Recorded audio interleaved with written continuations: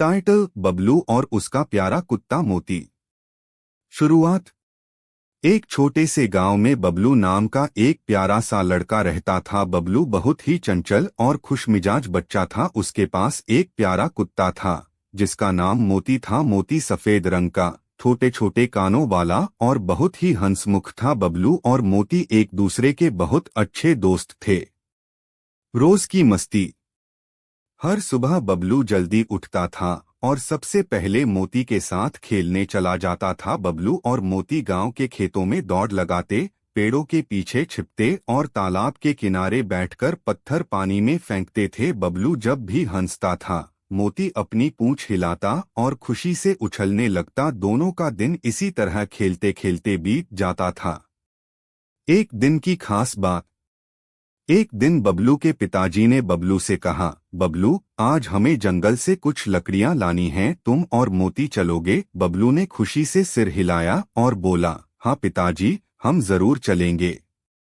बबलू और मोती तैयार होकर अपने पिताजी के साथ जंगल की ओर चल पड़े। रास्ते में बबलू ने मोती से कहा, मोती, आज हम जंगल में नई नई चीजें देखेंगे। मोती ने उसकी बात समझते हुए खुशी से भौंककर जवाब दिया।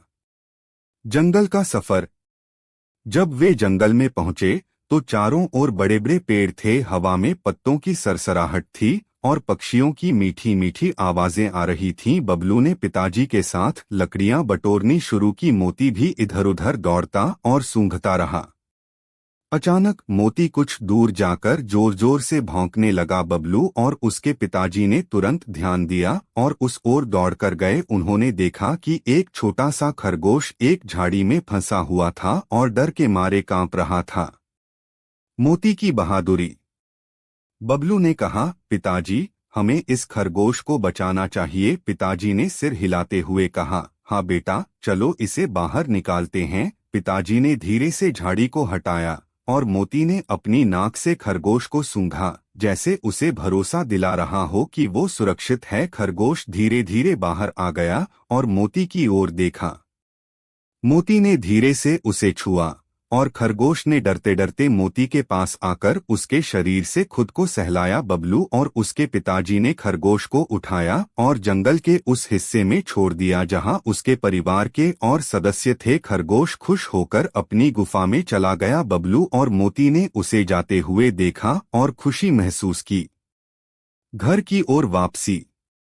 जब वे घर लौट रहे थे, बबलू ने मोती से कहा, मोती, तुमने आज बहुत बहादुरी दिखाई। मोती ने खुश होकर अपनी पूंछ हिलाई और बबलू के हाथ को चाटने लगा। पिताजी ने भी मोती की तारीफ की और कहा, बबलू, तुम और मोती सचमुच बहुत अच्छे दोस्त हो। घर पहुंचने के बाद बबलू ने अपनी माँ को पूरा किस्सा सुनाया। माँ ने मुस्कराते हुए कहा, तुम दोनों सच में बहुत प्यारे और समझदार हो। कहानी का अंत। उस दिन बबलू और मोती को एक नई बात समझ में आई कि दोस्ती का असली मतलब एक दूसरे की मदद करना और हमेशा साथ रहना है। बबलू और मोती ने उस दिन से और भी ज्यादा एक दूसरे का ख्याल रखना शुरू कर दिया।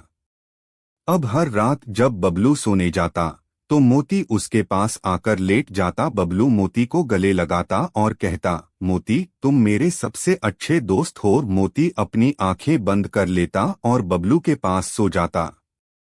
बबलू और मोती की यह प्यारी दोस्ती ऐसे ही चलती रही और वे हमेशा खुश रहते। अंत। इस तरह बबलू और मोती की कहानी ने यह सिखाया कि सच्ची दोस्ती में एक दूसरे की मदद और साथ का कितना महत्व होता है। दोनों ने मिलकर एक दूसरे के साथ कई और रोमांचक और प्यारे पल बिताए और उनका जीवन प्यार और खुशी से भर गया।